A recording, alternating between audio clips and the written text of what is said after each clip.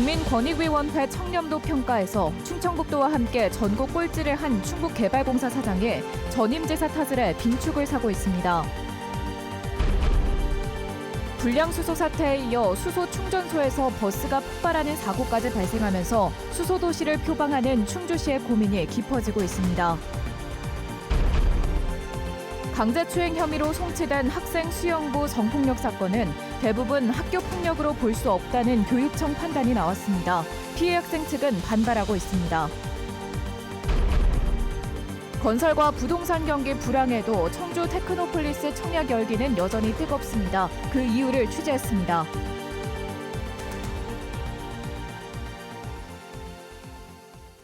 여러분 안녕하십니까? 계속해서 뉴스데스크 충북 소식입니다. 충청북도와 충북개발공사는 올해 국민권익위원회 청렴도 평가에서 꼴찌를 했습니다. 그런데 김 지사 측근으로 분류되는 충북개발공사 사장이 청렴도 하락은 민선 7기 탓이라고 해 논란이 되고 있습니다. 2년 전 취임 당시와는 말이 정반대로 바뀌었는데 평가를 진행한 국민권익위원회는 황당해하고 있습니다. 이지현 기자가 보도합니다. 국민권익위원회가 발표한 올해 공공기관 종합청렴도 평가에서 충청북도와 충북개발공사는 나란히 최하위 등급을 받았습니다. 특히 충북개발공사는 전국 지방공사공단 34곳 가운데 유일한 5등급으로 꼴찌입니다. 그런데 충북개발공사 진상화 사장은 이것이 모두 민선 7기 탓이라고 밝혔습니다. 진 사장은 지난 주말 충북도 의원이 SNS에 비판글을 올리자 댓글을 달았습니다. 민선 7기 시절의 내부 문제와 관행이 반영된 결과라면서 민선 7기 시절 발생한 노사 갈등과 임원 간 법적 시비의 여파가 이어지고 있다고 주장했습니다. 그러면서 자신이 취임한 이후에는 그 어느 때보다도 깨끗하고 투명하게 운용되고 있다고 자평했습니다. 김영환 지사의 측근으로 분류되는 진 사장이 야당 도의원 SNS를 굳이 방문해 야당 출신 전임 지사를 탓하는 글을 남긴 셈입니다. 하지만 진 사장은 댓글이 논란이 되자 하루 만에 삭제했습니다. 이런 식의 이제 전 지사 핑계를 대고 전 사장 핑계를 대는 것은 2년 이상 개발공사의 사장으로 일해오신 분으로서의 그 공직자의 태도로서는 저는 절대로 맞지 않다라고 생각합니다. 정작 청렴도 평가를 한 국민권익위원회는 이 같은 남 탓이 온당치 않다는 반응입니다. 청렴도 평가는 민원인과 내부 직원의 청렴 체감도와 전문가가 평가하는 노력도를 합한 100점 만점에서 부패 사건을 감점하는 식으로 이뤄집니다. 올해는 지난해 7월 1일부터 이번 6월 말일까지 기관 업무를 경험한 민원인이나 재직 직원을 상대로 조사가 진행됐습니다. 민선 8기 이후 최근의 평가가 반영된 겁니다. 종합청렴도 대부분의 영역이 작년부터 올해까지의 어떤 민원인 업무 경험이라든지 기관의 반부패 실적, 징계 등을 반영하고 있습니다. 진 사장은 2년 전 인사청문회에서 정반대의 말을 남겼습니다. 청렴도 조사 결과에 대한 가장 큰 책임은 수장에게 있고 낙제점으로 떨어지면 사퇴하겠다고도 했습니다. 임직원 모두의 책임이지만 그중에서도 리더가 가장 중요한 책임이라고 봅니다. 점수가 낙제점으로 떨어진다라면 우리 사장님, 후보님 사퇴할 용이 있으십니까? 있습니다. 그런데 정작 전국 꼴찌 낙제점이 나오자 전임 지사를 탓하고 권익위에는 재심을 요청하기로 했습니다. 이에 대해 권익위는 평가 과정에서 이미 기관의 이의 제기를 받아 도출한 결과라며 발표 후 재심하는 절차는 없다고 못 박았습니다. MBC 뉴스 이지연입니다.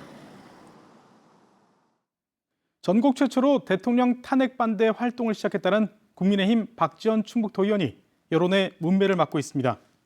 충북참여연대는 성명을 통해 수준 낮은 쇼맨십 정치에 불과하다며 내란 수계를 비호하고 싶다면 도의원 이름표부터 떼라고 비판했습니다. 정의당 충북도당도 해외 연수 중 음주 추태 논란과 객실 흡연으로 징계를 받았던 박 의원이 반성은커녕 도민 명예를 또 실추시켰다며 의원직 사퇴를 촉구했습니다. 박지원 도의원은 헌법재판소와 충북도청 등을 돌며 탄핵 반대 1인 시위를 이어가고 있습니다. 박경숙 충북도의원이 지난 8월 국민의힘을 탈당한 지 넉 달 만에 더불어민주당에 입당했습니다. 민주당 충북도당은 지난 13일 당원 자격 심사위원회를 열고 특별한 결격 사유가 없어 박경숙 도의원의 입당을 허가했다고 밝혔습니다. 이로써 충북도의회는 국민의힘 26석, 민주당 9석이 됐습니다. 한편 국민의힘 봉근 의원들과 당원들은 모레 박경숙 도의원에 대한 입장을 밝힐 예정입니다.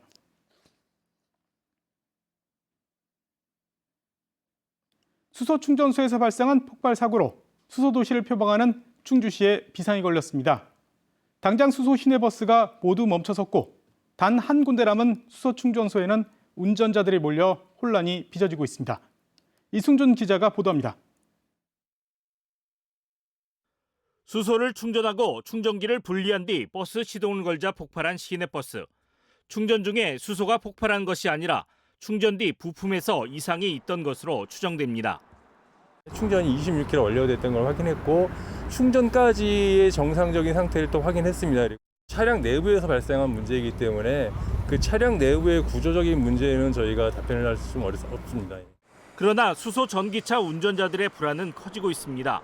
충전소가 아니면 연료를 채울 수 없어 오긴 하지만 마음은 편치 않습니다. 불안하죠. 이게 폭발하면 우리가 앉아 있는데 폭발하게 되면 우린 나올 수가 없잖아요. 그죠? 그러니까 많이 불편하고 힘들 것 같아요. 폭발 사고로 충주에서 운행하던 수소버스 18대는 모두 멈춰섰습니다. 정확한 사고 원인이 나오고 안전 점검이 이뤄질 때까지 운행을 중단시켰습니다. 대신 전세버스와 예비 차량 15대를 긴급 투입했습니다. 지난해 10월 그린 수소 충전소가 정비를 이유로 운영을 중단한 데 이어 폭발 사고까지 발생하면서 충전소 3곳 가운데 2곳이 문을 닫았습니다. 유일하게 남은 충주의 수소 충전소에는 이른 아침부터 충전 차량이 몰렸습니다. 8시부터 이제 주입을 시작하는데 6시 반에 시작했어요. 아침에는. 그러니까 차가 한 4대가 서 있어요. 나 출근하니까. 지난해 이른바 불량 수소 문제로 고생했던 운전자들은 1년여 만에 다시 불편한 상황을 맞았습니다. 지금 10시 좀 안 돼서 왔는데 여태 기다리는데 지금 1시간 반 이상 기다렸죠? 그래도 아직 보시면 못 넣고 있잖아요. 중부내륙권 그린 수소 중심 도시를 표방하는 충주시가 올해 확보한 수소 관련 예산은 588억.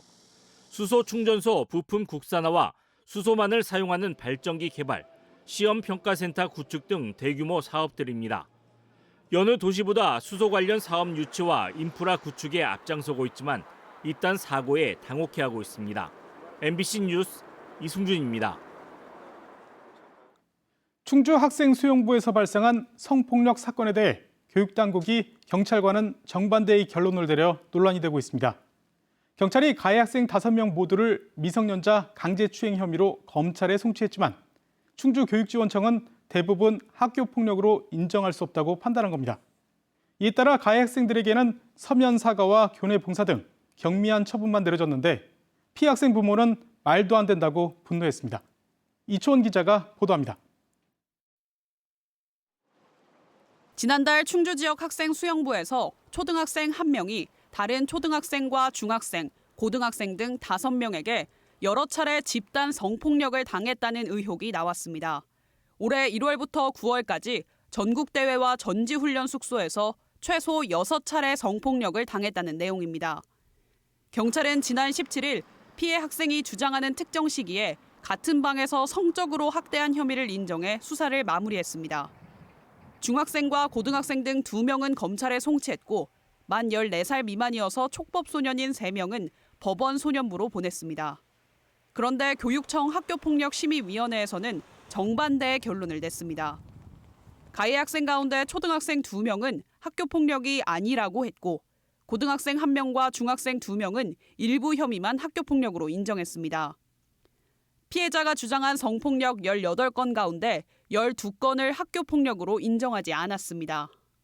초등학생 2명은 학교폭력이 일어날 것을 예상하고 가담한 것이 아니기 때문에 학교폭력으로 볼 수 없다고 결정했습니다. 나머지 학생은 가해자와 피해자 진술이 다르고 그 외에 해당 사실을 확인할 수 있는 자료가 없다는 이유를 들었습니다. 피해 부모는 분노했습니다. 내가 그렇게 했습니다라고 얘기하는 가해자가 어디 있냐고요. 아무도 없죠. 목격자가 있었던 거잖아요. 그러면 그건 관련 자료가 있는 건데 어떻게 그 관련 자료에 대해서 철저하게 무시가 되고 자료가 없다고 무혐의가 되느냐고요.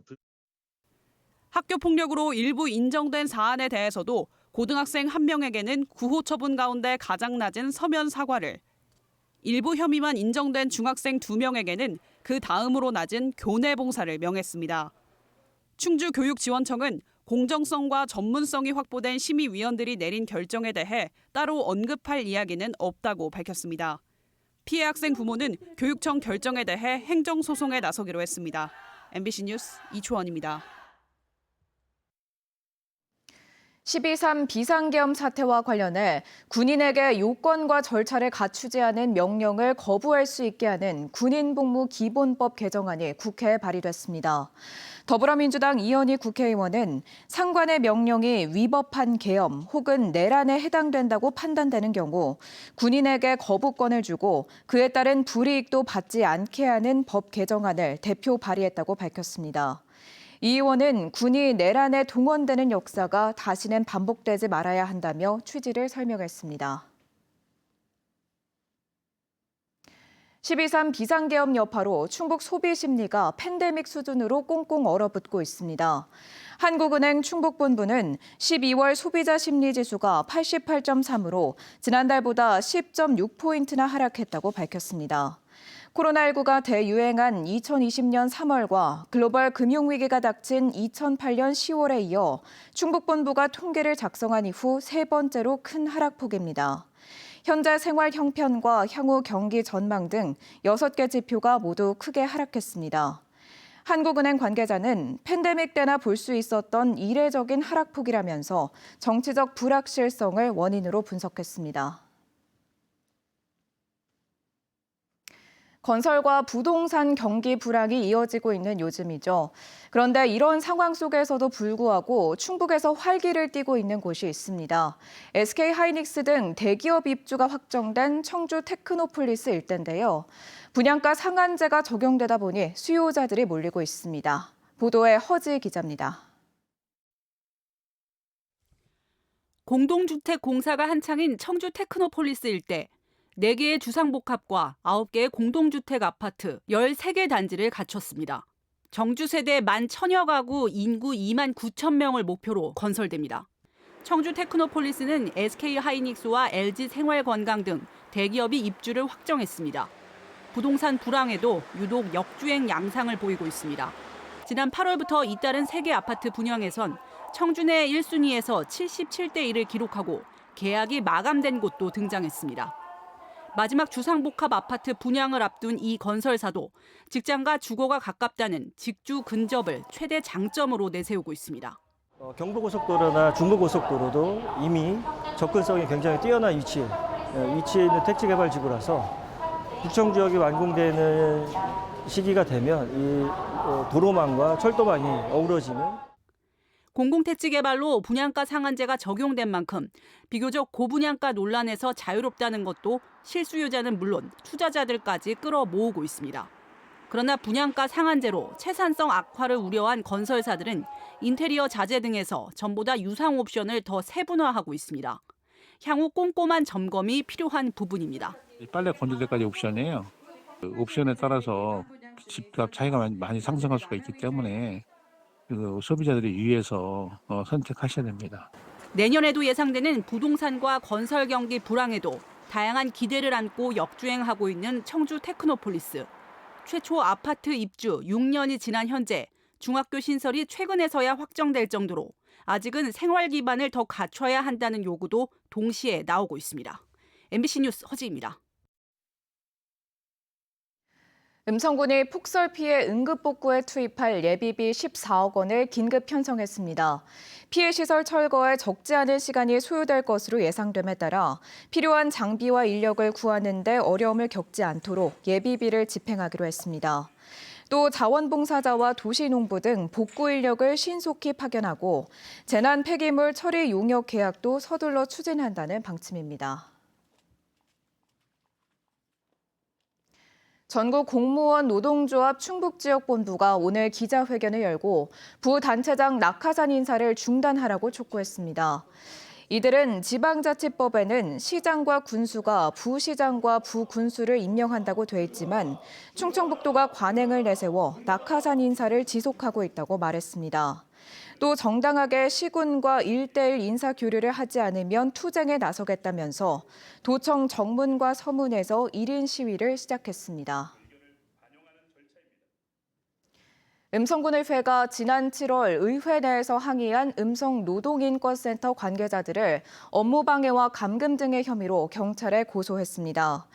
이에 대해 음성지역 사회단체연합인 꿈틀사업단은 기자회견을 갖고 2,300명의 주민 서명을 받아 추진했던 생활임금 조례를 공개적인 토론 없이 폐기한 음성군의회가 사법적 보복을 하고 있다며 항의했습니다. 지난 7월 음성군의회는 주민들이 청구한 생활임금 조례를 형평성 문제를 들어 부결했고 지역 노동계가 퇴장하려는 의장을 막고 항의했습니다. 충북 소식 마칩니다. 잠시 후 스포츠 뉴스가 이어집니다. 시청해주신 여러분 고맙습니다.